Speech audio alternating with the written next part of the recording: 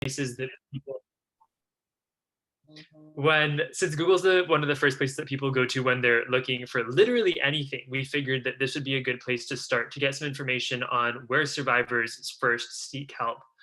The primary question here is, have we seen an increase in the amount of Google searches for terms that would indicate survivor help seeking? The second source that we looked at was web traffic data to state domestic violence coalition websites. Each state in the United States has a website with DV resources compiled. In many ways, this is like a one-stop shop for survivors who are seeking help. Of course, it's not an exhaustive list, and of course, there are other resources that aren't on these websites, but we figured that something that was provided through the government, especially as people are thinking about the ways in which governments are trying to support them right now, might be a good place to look. So we managed to get access to this web traffic data through an organization or a company called SimilarWeb.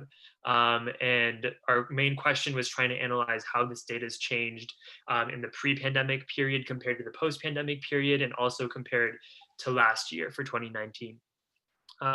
A third data source that we were looking at was police data.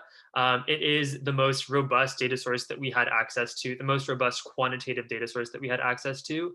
We were able to collect police data from precincts across the country.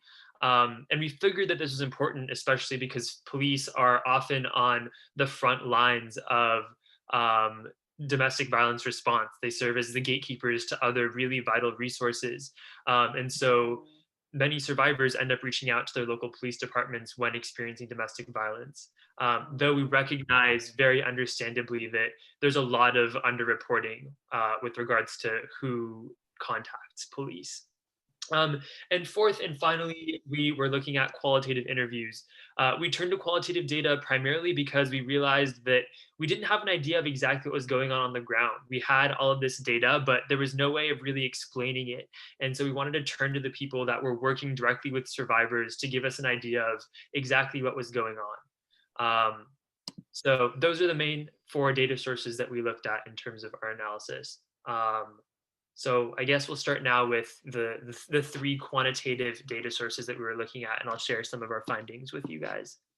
So the first one, starting with Google Trends data, then the analysis highlighted the fact that there was heightened survivor help seeking during the pandemic period. What you're seeing on this graph is US Google searches for the term domestic violence hotline. We see that the data here is plotted for the years 2017 through 2020. And we also have a 2 sigma confidence interval to try and figure out if any of the changes that we're seeing are significant.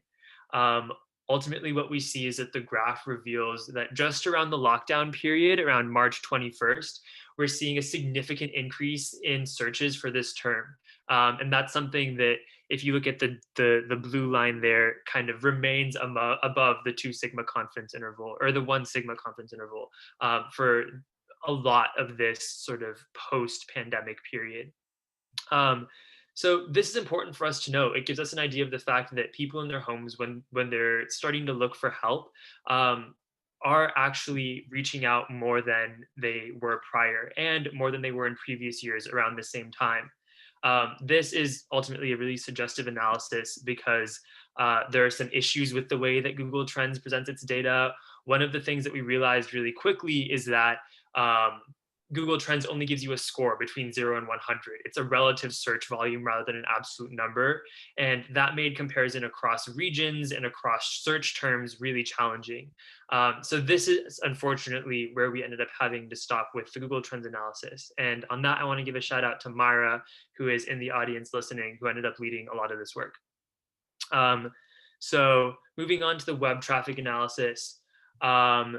We were, as I said, looking at web traffic to state domestic violence coalition websites, and found that help seeking was actually really heterogeneous. We might have expected from the news reports that we were seeing that domestic violence searches would be up kind of across states. But what we saw when we were looking at these DV coalition website traffics is that actually 37.8 of the analyzed state domestic violence websites experienced a decrease in web traffic after the shutdown dates. We did see an increase in about 60% of those states. And another important thing to highlight here is that the magnitude of the changes in states that saw an increase was actually larger than the magnitude of the change in states that saw a decrease. So this is all good context for us to have, and highlights the ways in which region and geography end up playing significantly into the domestic violence trends that we're seeing. We ended up running into another big issue with this data, similar to the Google search term data.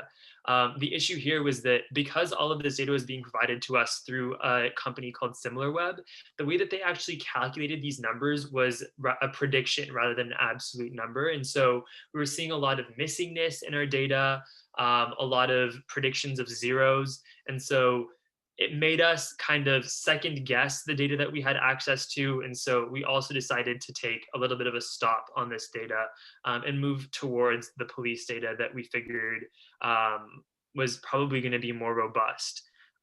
So with that, I'll hand it off to Sylvie. Great, thanks, Anat.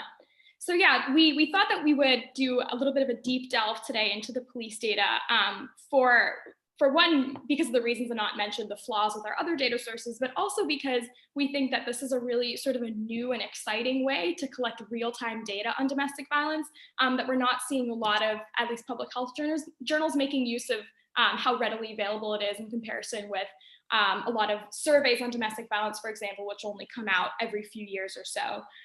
We found that a lot of police agencies actually keep frequently updated open source data platforms with their police data, and that's a way that we can find information in real time and use it to study real-time events like the COVID-19 pandemic. And so I'll just give an overview now of the types of data we're able to get from these open data platforms. The first is calls for service, which is basically a log of 911 calls, which are processed typically using computer-aided dispatch systems, and then the information from these dispatch systems is made available almost instantaneously on the websites of police agencies who choose to make this data public. The second type of information is incident reports. Incident reports capture all the information of reports or incidents that are reported to the police either by police officers themselves responding at the scene of the crime, or self-reported by members of the public. For example, things like stolen cars or break-ins in homes that might not merit a 911 call, but would still ultimately be reported by individuals to the police. And so we found from these two different data sources, they capture mostly the same types of incidents. And these are the data sets that are most relevant for us when we're looking at domestic violence. So as I mentioned before, a number of individual police departments choose to put this data online and update it in real-time open data platforms. And you'll see here just an example of what that looks like. This is an example of the Los Angeles Police Department calls for service from 2019. And this is the type of data set that we would export from individual police departments. And as you can see, it provides all different types of information like the date and time of the call. And then here, the rightmost column, a little bit of text that describes what's called the call type. And every individual police agency has a different coding system for categorizing their calls into groups. You'll see this is just an example from the calls received on January 1st, but you'll see traffic stops, parties, investigation. A lot of these codes are kind of ambiguous. And this is something we'll get into a little bit more when we talk about coding. But this is just an example of one of the data platforms that we've used and the types of information that is made available and is readily updated. We found these individual websites by using an API, which turned out 74 police agency websites from across the US. And as you can see on this map here, although we're missing a chunk of the middle of America, we do have pretty good geographic diversity. None of the websites are clumped in a particular one part of the country. And so this gives us a little bit of confidence that the sample that we collect from this information is relatively representative of different regions across the US. Now, as I mentioned before, each individual police agency has its own coding schema to categorize the calls and incidents that they receive. And because of this, we actually had to use quite a complicated strategy to code this information. And so I'll walk you through our process here. We started with our initial data set of calls across all geographies, those 74 cities that were displayed on the map. And this was literally millions of calls in that data set. Then what we did is we manually generated a list of keywords that were relevant to domestic violence that we thought might appear in that call type code across different cities. So for example, domestic was on there, family was on there, abuse, child, elder, anything that we thought might be picked up in the coding schema that would bring it back to domestic violence. And after sorting our data set with those words, we found that only 54 cities had any of those keywords in their codings, in any of their codes, which means that there's a total of 20 cities that aren't doing anything to track domestic violence in their police records. And this is really interesting in itself because it means that these police agencies really aren't tracking this type of crime. We're assuming that most of domestic violence cases are covered in some other category, like assault and battery, for example, and they just wouldn't specify the relationship or specify in any way that it was domestic violence or child abuse. And so this is interesting and kind of alarming that so many police departments really aren't keeping track of domestic violence at all. Moving on from there, we removed some additional cities due to incomplete data, missing days or years, and that led us to our ultimate data set of 48 cities in total that we had relevant data on domestic violence for. From here, we went back to that manual list of keywords, and we individually read through every single call that was flagged under any of those keywords and tried to determine whether it was relevant to our broadest category, family violence. And the reason why we chose to include a category that's super broad like this is because a lot of police departments only have information at that level. For example, some police departments have a code for family dispute, and they don't have anything more specific about whether that's child abuse, whether it's elder abuse, whether it's intimate partner violence. And so we wanted to focus at the high level to make sure that we included as many cities in our sample as we could. And here in just 2020, that was about 74,000 calls. Within family violence, we manually sorted the calls into one of three categories, either child abuse, elder abuse, or domestic violence, for those cities that provided something more specific than family violence. And as you can see here in 2020, domestic violence was about 40,000 calls.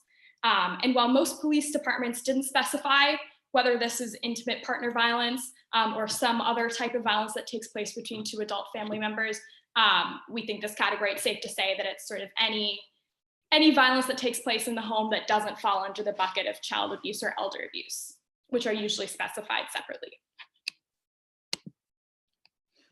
Just to give you an example of how important that really lengthy, time-consuming manual coding process is, we're showing here a comparison between the manual coding that we did on the one hand and the number of calls in each city, this is a selected sample of cities that our manual coding process turns up, versus a kind of hypothetical other system that we may have used, which was to enter domestic violence as a search term with an auto detect filter that ideally would have picked up other similar terms, which is kind of the more automated way that we could have gone.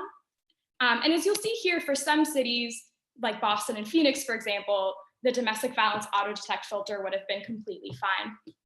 However, for other cities, big cities like Los Angeles and San Francisco, this domestic violence auto detect filter picked up 0 calls, whereas our manual coding system picked up 19,000 for Los Angeles, for example. So this really just underscores the importance, especially with data that's so decentralized with such disparate coding mechanisms, that unfortunately is really important to go in manually to sort. And to give you an example of this, in San Francisco, the way they classify domestic violence is by putting DV acronym next to other code types. For example, it'll say assault DV or battery DV. And that's something that we knew when reading through it was domestic violence, but the computer didn't pick up on that. So after cleaning all of this data, overall what we found was kind of at the largest level, domestic violence incidents increased about 5% between 2019 and up through May of 2020. And you can see here the chart based on family violence at the highest level and then domestic child abuse and elder abuse incidents. We are seeing that child abuse and elder abuse are dropping. And while we don't have enough information yet to provide a causal explanation for this, something that we've gleaned from our qualitative interviews, which we'll hear more about later, is that these numbers are likely falling because children and the elderly aren't spending as much time with mandatory reporters like teachers and doctors during the pandemic as they were before. So it's possible these cases are going undetected. Awesome. So I'll hop back in here and tell you a little bit more about the kind of bigger level findings from our analyses. So on this graph, what you're seeing is the 5 weeks, it's 90 days from the start of February 1st. And that line that you see across the middle is when shutdown dates started. So we're finding that family violence cases as a proportion of total call volume to police has increased pretty significantly during the pandemic. Um, the reason that we're looking at the proportion of calls that are family violence cases is twofold. First, our data set would be overrepresent or overweight larger cities if we were only looking at like actual like the magnitude of the DV call volume. And the second reason is that understanding the proportion of DV related calls allows us to better understand which problems require the most attention right now. So as you're seeing in this data, it shows lines for 2019 and 2020 from February through the end of May. And we see how proportion changes with time. Before the shutdown, you see that the proportions are really comparable. And then in the weeks preceding the lockdown, you see a pretty significant increase in the proportion of calls that are domestic or family violence related. And so this is kind of our first warning sign that DV, at least relative to other crimes, is pretty significantly up. But we wanted to be sure, so we did a little bit more digging. And what you're seeing here is a pseudo differences in differences analysis, which I always struggle to explain. But basically what that means is we're comparing the changes in 2020 with the changes in 2019. So to make this really clear, what we did was we took the difference in the proportion of DV calls between the 5 weeks preceding the lockdowns and the 5 weeks preceding the lockdowns for 2020. And then we did the same for 2019 and we subtracted those two differences. So the bars that you see graphed are the differences in the differences between the pre and post lockdown periods for 2019 and 2020. The reason that we did this and why this is important or good form is that we wanted to be sure that the increases that we were seeing in 2020 were actually a result of the pandemic and not something that was just seasonal. How do we know, for example, that DV's not always just up in March relative to February? And so by comparing to 2019 and realizing that this increase isn't what we saw in previous years, we were able to highlight the fact that there's something that's like kind of different that's driving the increases that we're seeing. Though of course we need to set up more controls to make sure more rigorously that that's the case.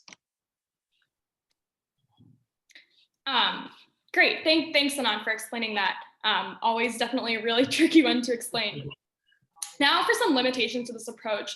While we're really excited that this data presents a real-time source of relatively robust data that we haven't seen before from other methods of collecting information about domestic violence, there are a number of limitations. The first being the relatively small proportion of police agencies in the US that actually maintain these open data platforms and update them frequently.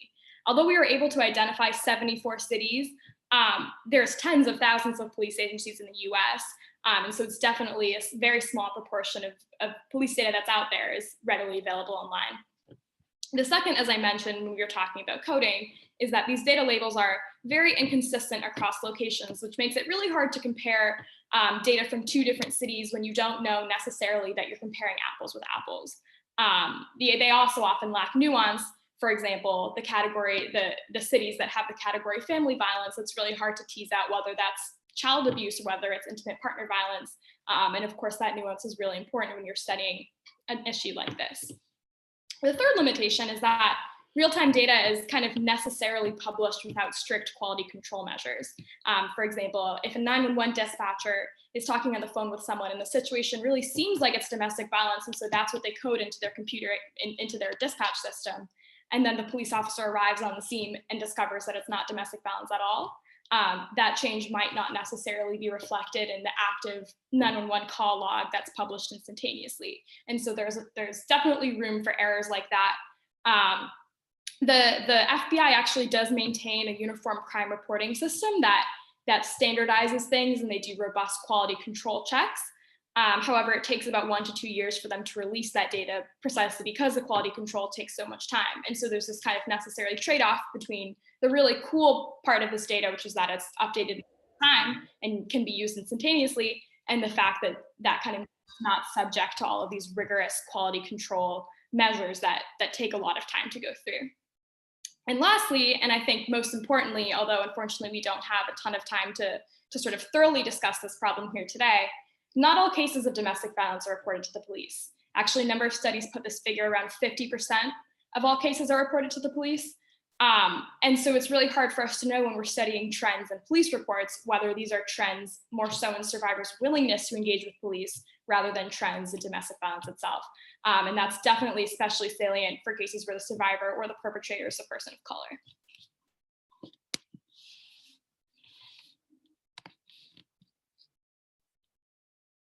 Sorry, I was muted. So what do we take away from this? Our quantitative findings highlight how the proportion of family violence cases is up right now, which really underscores the work that other parts of the task force, as well as survivor support providers, are doing right now to be really thoughtful and diligent about how we can be supporting survivors through this really complicated time. We also see why having police data is important. It was far and away the most robust quantitative data source that we were able to find. And as Sylvie said, it obviously has its shortcomings. I also want to re-highlight here, kind of saying again what Sylvie said earlier, that it's important to note that our use of police data isn't necessarily any sort of endorsement of police as being the first responders to cases of domestic violence. Or does it necessarily mean that we are under the impression that all people are reporting to police? But we recognize that it's an important resource to people that are trying to understand how these trends are changing over time. And it was, as Sylvie mentioned, one of the most robust real-time data sources we were able to find. And then finally, the analysis conducted don't tell us exactly what is driving these trends. Is it a fear of contacting COVID itself that's forcing people to stay in their homes? Is it the mitigation policies that states have put into place to have people stay at home? Is it the closure of businesses? Is it the economic uncertainty, which we know also has a lot of play-ins with domestic violence? And so answering these questions will require more causal inference, and importantly, must also rely on the experiences of people that are working on the front lines to support survivors right now, which is a good tie-in for me to pass it off to Jenny, who's going to tell you a little bit about the qualitative work that we had done. Hello, everyone. I'm going to share my screen with you. Please hold. Let's see. Okay. All right.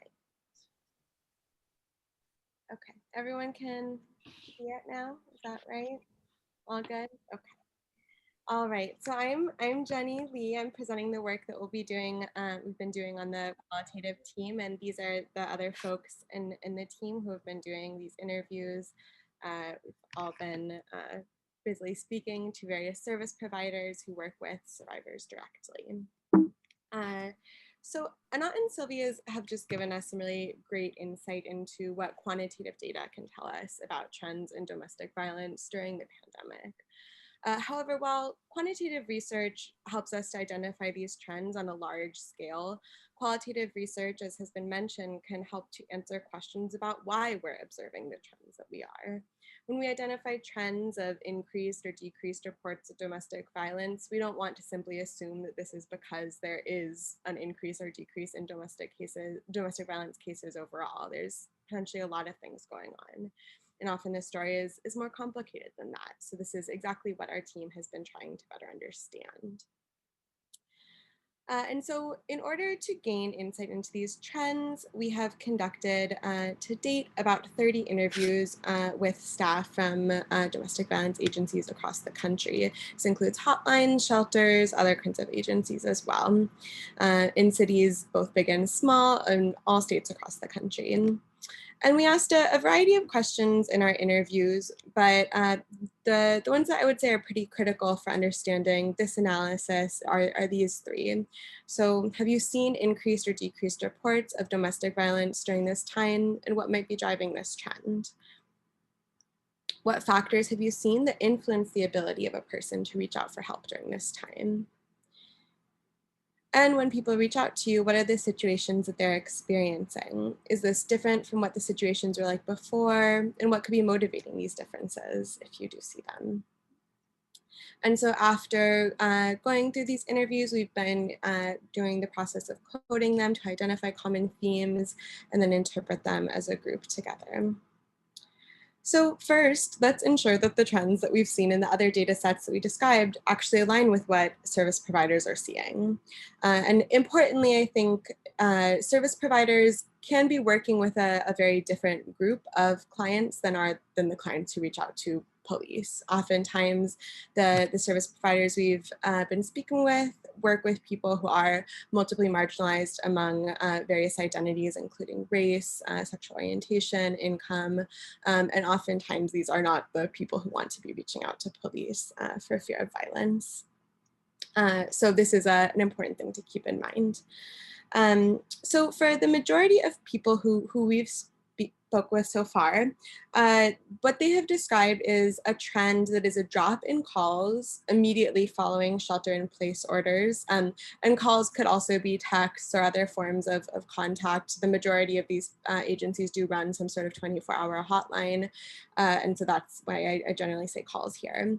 So there's an immediate drop in calls following shelter-in-place orders, followed by an increase in calls about 1 to 2 months later to normal or even higher than usual levels. So this is consistent with what we've seen in the police data that was just presented. And as I mentioned, for many agencies, this increase has actually surpassed their normal call volume. So people have been dealing with a lot of cases right now. So to break this trend down, how have providers been explaining that initial decrease that they described?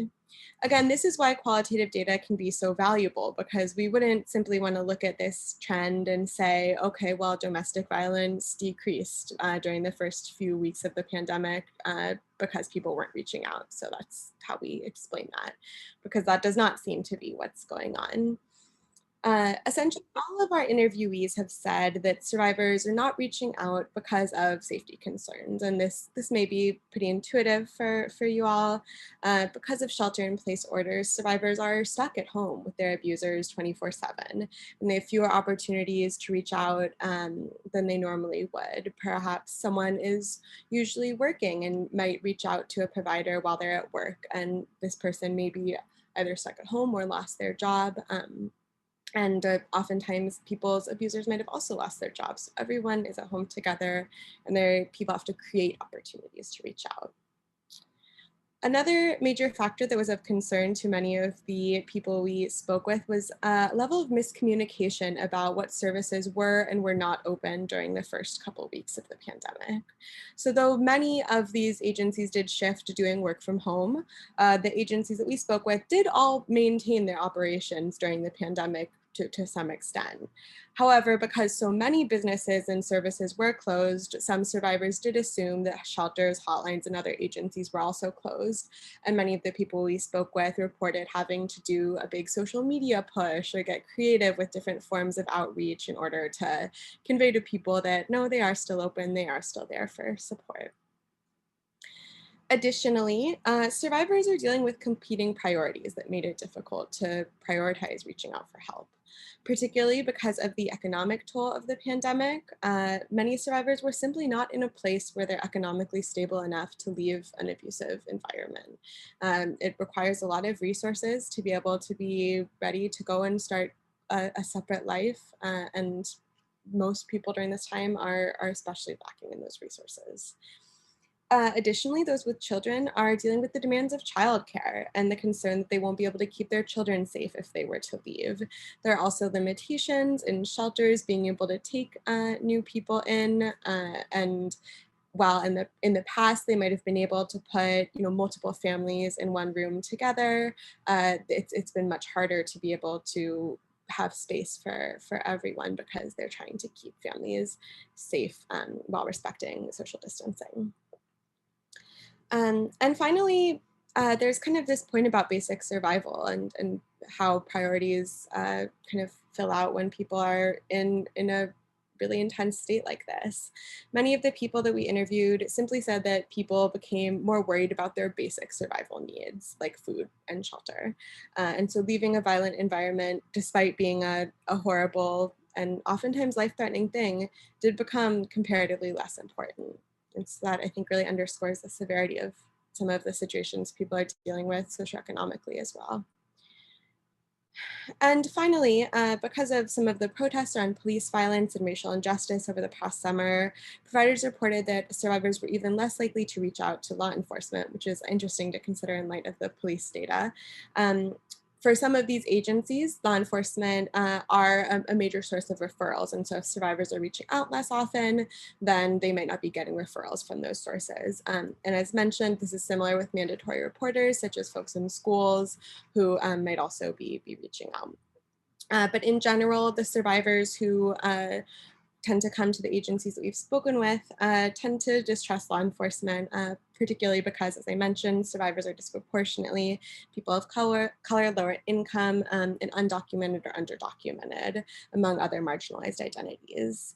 And it seems like the baseline level of distrust that some folks in this population might experience may have grown due to increased attention around police brutality in recent months. So now let's consider the other trend. So we had this, oh wait, hang on. I have an excerpt of a quote, I'm sorry.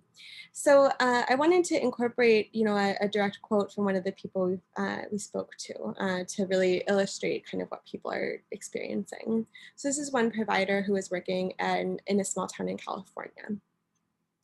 So she says, a lot of the women in these small towns don't have transportation. They walk everywhere. So no transportation, no job. And she said, I'm just going to stay put and see. So of course we do safety planning. We invite them to participate in our support group. We offer them counseling, therapy if they're interested. But as far as moving out and coming into our shelter or getting help finding housing, they're not ready because the environment is such that they realize they won't be able to sustain, And there's a shortage in housing. So most people that we would normally see coming into our shelter and getting assistance from the housing department, finding their own places, they're not coming in for services. They're like, you know what, I'm just gonna ride out this pandemic and stay put until I have my job back and I know that I'll be able to provide for my children. So this person is reflecting on some of the things that survivors have tended to tell her. And I think this really illustrates the balances that people are making in their heads, the calculations economically in terms of balancing their priorities and reaching out. All right. So now to think about the increase that many of the people at these agencies have described. We had this decrease and talked a little bit about what might be behind that. What is now suddenly motivating many people to reach out after a month or two?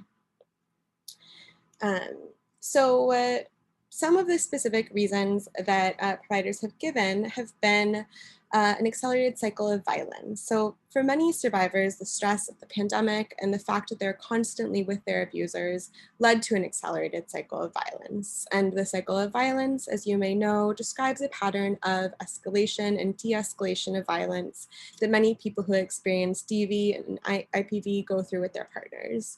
So because people were constantly with their partners, there was less of a cooling off period in this cycle than survivors might normally have when they go to work or they leave the house after an incident of violence, meaning that violence may begin again more quickly.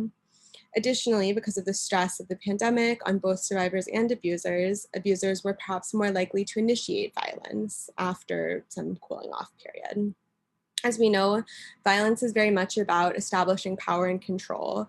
And I guess for almost all of us, the pandemic has led to a feeling of a loss of control. In the case of people who are abusive and violent, that might be one way that they try to establish control in such a time. Providers also have noted that the cases that they've seen have been higher lethality or more likely to have resulted in death. They have seen both an increase in physical violence and an increased severity of the physical violence that survivors are experiencing. Survivors often reach out when they feel they might be at this point, when they feel their lives might be in danger. So this could also be an explanation for the increased number of calls in recent months. Finally, perhaps the most straightforward explanation is that after a few weeks or months, shelter-in-place orders were lifted and more people began to go back to work or leave their house, resulting in more opportunities to reach out. Additionally, people have become aware that some resources are indeed accessible and also have increased demand for some of the other resources that these agencies might offer, like housing and employment assistance, help with childcare, etc. So I do have one more quote. This one is a little more graphic. So if that might be stressful for you to hear, please feel free to not listen for a couple seconds. But this provider says that it seems as if the cycle of violence in a household, the cycle is moving through it at a rapid rate than what it used to. And I think that's because they don't have a de-escalation time. Like when your partner goes to work, you would typically get de-escalation and then you could maybe enter back into the honeymoon phase when you're home from work, right? They're not getting that. So I'm seeing the same types of violence. I'm still seeing strangulation, still see guns, still see sexual assault. We see all those things. It just seems that where maybe you would get strangled once a week, you're not getting strangled every day. So that is a really powerful illustration of the severity that people are experiencing and the intensity of the violence that is now happening more frequently and more often manifesting as physical violence rather than other forms. But there are some additional trends that I did want to point out, other than the things that might explain sort of the increase and decrease. So these are also part of that as well. So how has the pandemic influenced the types of situations that survivors are experiencing? So one point is that abusers have been able to use the virus and the pandemic as an additional tool of control. And so abusers will use many different things to control survivors, their economic resources, their children and families. But the virus and the pandemic itself has been a way that people have been able to exert power. One example might be threatening to infect someone with the virus, denying someone access to medical care, their insurance cards, any of these things that might make someone feel more vulnerable. Even drawing attention to, the fact that if someone left to be in a shelter, they could get exposed, those sorts of things. Additionally, survivors have lost access to their normal sources of support, such as their friends and family who might have in non-pandemic times been able to offer shelter or been a crucial part of a safety plan. And so this has been another enormous burden for many survivors. One of the people we spoke with even reported a survivor who everyone close to her had died. And so she was left without basically anyone other than the people in the agency to support her. Additionally, there have been new issues that survivors are reporting with navigating the criminal justice system. Some of these include having really long processing delays and an uncertainty around being able to enforce their restraining orders. So some have reported that their abusers have told them things like, oh, well, you can't enforce the restraining order because the courts are closed, which is not true for people, but people didn't necessarily know that. And so there has been misinformation in that sense, as well as difficulty even being able to make progress towards getting a restraining order. In addition, some people had been, in the process of going to court for the violence they've experienced, and people's court dates have been pushed back for months and months. There are now enormous delays. So where maybe before someone might have been able to, have something like this settled within a couple of weeks, now people are waiting on the span of months. One person I spoke with said that their client's appointment is in 2021. And so that for survivors means this is the amount of time that they're going to have to continue to spend in this environment. And as I mentioned, there have been increased lethality of cases, which I had said earlier, but I think is a really striking observation to reiterate. So these are other points that potentially really important for future research to be able to understand how each of these are contributing to people's experiences, but weren't necessarily things that we focused in deeply on in these questions. So potential things to look into more. So overall, what can we take away from these qualitative findings? So first, I think obviously trends in domestic violence are more complex than they may appear. We don't want to simply say that there were fewer calls, so fewer people were experiencing these things. We want to understand what's going on in people's experiences that's preventing them from reaching out, because as it seems, people are indeed experiencing violence or continuing to, and are simply experiencing very, very intense obstacles to reporting. Additionally, as mentioned, survivors are facing new barriers to accessing support and new, more severe forms of violence as a result of the pandemic. And this should continue to be studied in future interviews, both quantitative and qualitative. And finally, policymakers should be thinking of creative ways to support survivors and address their complex emotional, social, and economic needs. In many of these interviews, the agencies that we spoke with described having to do extremely creative things to be able to get in contact with survivors and provide them with the resources they need. And many of them also described forming good partnerships with local city governments that enable them to get funding, that enable them to get hoteling for survivors. And these are things that policymakers should also have on their minds, understanding that these experiences are so complex for folks. And I believe that is my last slide, so I'll pass it back to Sylvia and Annette. Awesome. Thanks, Jenny. Well, that's all that we have prepared. So on that note, we wanted to open it up to questions. If anybody had any questions, we'll leave the next slide up for a second so that you guys have access to our blog. If you have any interest in reading the things that we've written, with more things sort of upcoming in the coming months. We're excited about what we've done. We're excited about the chance to have gotten to share it with you.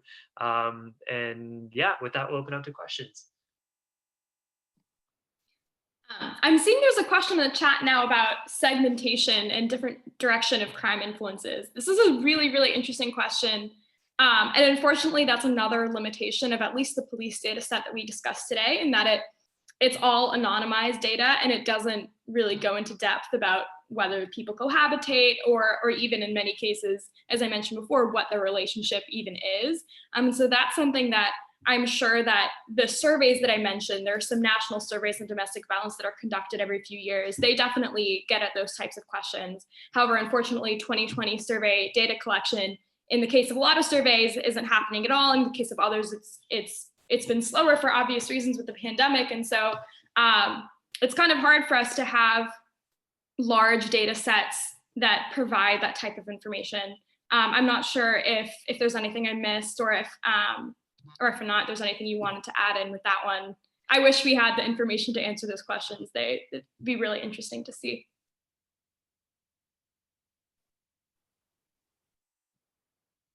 Looks like there's a question for Jenny in the chat. Did service providers ever reflect on the increasing importance of their own roles in light of decreased trust in law enforcement? Yeah, well, this is very interesting. I think that these are things that service providers have, been reflecting on over the years. It seems like many of these people really did know kind of what motivates survivors to reach out to them compared to law enforcement. And I would say that they have taken sort of varying stances on that. Some have said that they basically don't associate with law enforcement anymore because of the barriers that it poses for so many survivors, and others are attempting a more collaborative relationship. One had even described being able to partner with their police agency to make it so that an advocate, a non-police advocate, was always accompanying them on DV-related calls, which is something many agencies do tend to push for.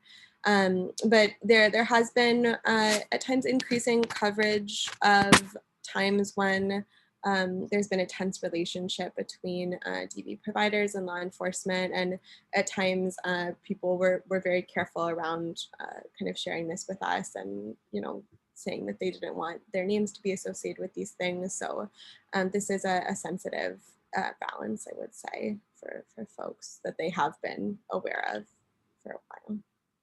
Another question. Did you find that service providers were in general willing/able to speak with you, or was it difficult to acquire subjects to interview? Was there a particular intro that worked well for getting providers to agree to participate in your research? Everyone here, Sylvia, Nat, and Ash have all been part of this project as well. I think we've reached out to a lot of people over the past several months, and I think our response rates have kind of varied. But I think it is difficult because people, as is clear, are doing a lot during this time. They have a lot going on, and so I wouldn't necessarily take someone not being able to participate personally. But I mean, I think the fact that we got up to 30 people is pretty good for us. I don't know if we were even expecting to get that many, so I think it's pretty satisfying. First from Helen, calls to PD went up. While it's easy for police departments to report that the increase in calls is due to neighbors more likely to hear each other, did you find a reluctance by the police departments to arrest because of their fear of contracting COVID? That is a great question. So this is something that we ended up interviewing some police officers as well for the qualitative part of the study, and there were a couple of things that people were balancing. It sounded like one was, of course, mandatory arrest laws that exist in many states, and then on the other hand, you had things like this, where people were hearing about jail releases and decreased arrests that were actually disincentivizing survivors to reach out at all for help. And so I think that this is definitely something that did, at least to some extent, motivate what was going on. Why bother arresting somebody if you know that they're going to be back out in the next 24 hours because of jail releases and things like that? But it's not something that we were ever explicitly told. I have a question. Is it okay to talk, or do you want me to write it? Yeah, no, go ahead. Okay. I wrote this in the chat or something about this earlier. I really focus on the child abuse aspect, and I was not surprised to see that in your analysis you had something like 40,000 calls that were coded as DV and only like less than 2,000 that were child related, and that might be because by now all states have sort of a child line, or that's state, organized and consistent across the states. And so child abuse calls are really channeled in that direction. And then each state has different protocols in how they share that information out with both child welfare agency and police. But most of it's instantaneous. So, if you're going to continue this work on this line, you might think about also trying to capture some of that data if you want the child component to look at what the state, they're called child line, they're called different things in each state, but every state has them. Because I think that's a super hugely important piece of this, because children at home also, can exacerbate family stress, and also I've seen some reporting from pediatricians that the child abuse and child sexual abuse, especially the cases they're seeing, are increased severity. So it sort of aligns with that increased lethality that you were talking about, Jenny. Yeah, but also we've seen less reporting, at least initially, for child abuse, also because the kids weren't, disclosing at school, and teachers weren't reporting, and their normal sort of access to potential other people who might report things that look like abuse, they didn't have a way to communicate it. But this is amazing. I love that you guys are doing this. It's really great work. So thank you. Thank you. From William, did your quantitative analysis bear out the qualitative finding that the severity / lethality of abuse was increasing? This is a good question. I can take this one. Again, another limitation of the data, although one way that we were able to kind of do a proxy for, I don't want to use the word lethality, but one piece of data that a lot of police agencies publish on their open data platforms is the priority code that's used to communicate to police. I guess in a way, the severity. And there's a lot of, again, it's a different key with every police agency, so kind of hard to compare, but generally like the higher priority calls are the ones that tend to be the most lethal. And we did a bit of an analysis. I'm trying to remember, actually looking through right now to see what we found. That I believe, I'm looking here, that the priority calls on average increased a little bit after 30 days after the stay-at-home orders as compared to the 30 days before. However, that's another thing that a lot of police agencies didn't provide that information. So it's kind of the subset of cities that had priority codes, and then us trying to form some way of comparing. For example, one city had priority codes on a scale of 1 to 32, and one had 1, 2, 3, 4. So it's kind of another area where we haven't really done as deep a dive into that part of it and trying to figure out a way to standardize it. But it seems that in some cases, I guess the priority of DV calls is going up a little bit. But I wouldn't want to put anything causal on that, or really put a ton of weight into it until we've done a little more investigation into the methods.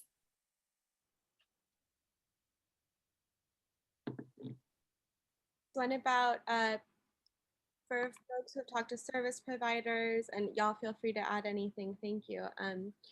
What are some solutions that people have devised or that you might think of to aid survivors trapped in dangerous household situations during the pandemic, particularly during the winter months, and COVID has lasted much longer than we all anticipated?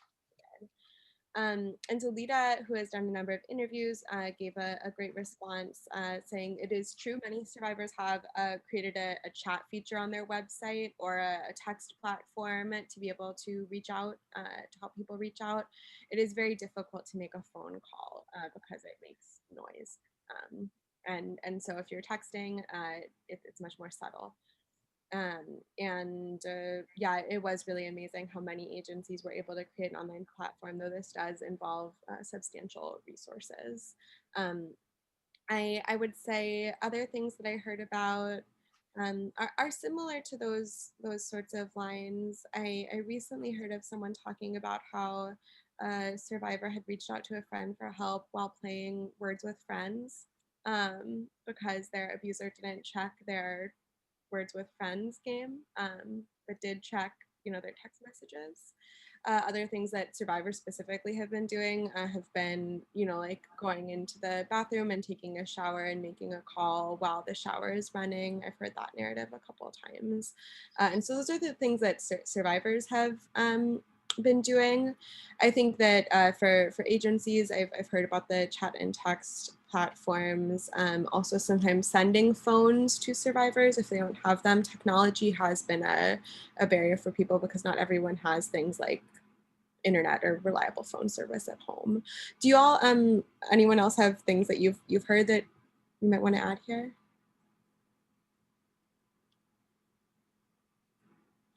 One thing that I heard, which was interesting, I think, was that funding was a little bit of an issue in a lot of cases. One woman had described how she really wanted to put together an app that was disguised as a cookbook or something like that, that was actually a secure end-to-end messaging service. But they weren't able to get enough funding for that. And so that's something that's still in development. So kind of to echo what Jenny said, it sounds like there have been a lot of creative solutions that are coming out of the woodworks, but it's important also to make sure that these solutions are getting adequate funding and support from people not working at support providers. Yeah, and many agencies are worried about funding. There was sort of an increase in funding at one point during the pandemic when people were, donating to a lot of support agencies, but now everyone is obviously economically struggling. And so they're very worried about the next coming months where they think that donations are likely to decrease. So it's hard for them, even when they have creative solutions, to be able to get them off the ground.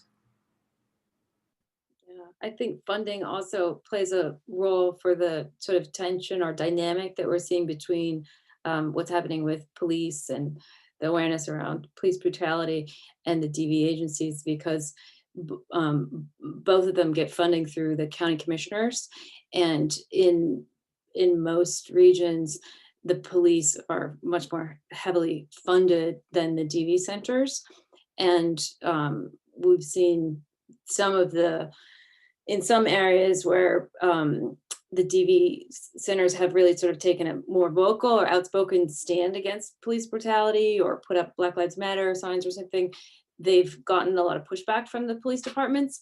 And in a few cases, I've seen that the police are going back to sort of the county commissioners. So it becomes a political thing.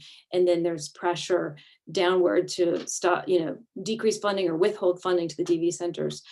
So it's a complicated thing the DV centers are working so closely with the police, but in some cases, if the police get angry, you can also have funding implications. So in worst case scenario. And of course, then Violence Against Women Act has not been reauthorized. And that's how all the federal funding was flowing down to states and then down to the DV centers. We haven't had that reauthorized now for 3 years because the Senate has refused. The House passed it, but the Senate has not.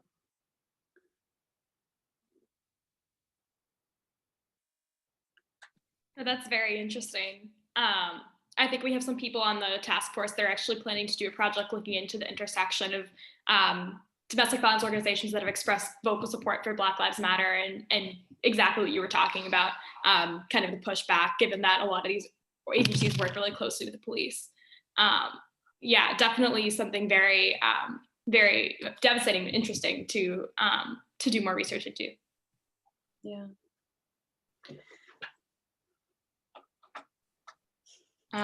Great. Well, I think we've come up on time. I want to thank you guys again so much for participating and for expressing interest in this research. It really means a lot to us to know that there are other people out there who are very interested in this issue and that we've been able to help in some small way. So thank you for participating. And again, feel free to reach out if you have any questions or want to find out more about our work.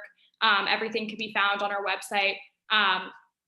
And yeah, any additional questions, feel free to put messages in the chat or email. Here we go. Reach out to us, email us, or reach out to us on social media. And also, thank you guys so much. Thank you, Jenny and Aunt Sylvie, for this amazing presentation. And then, Jenny, if you just wanted to press on the next 2 slides.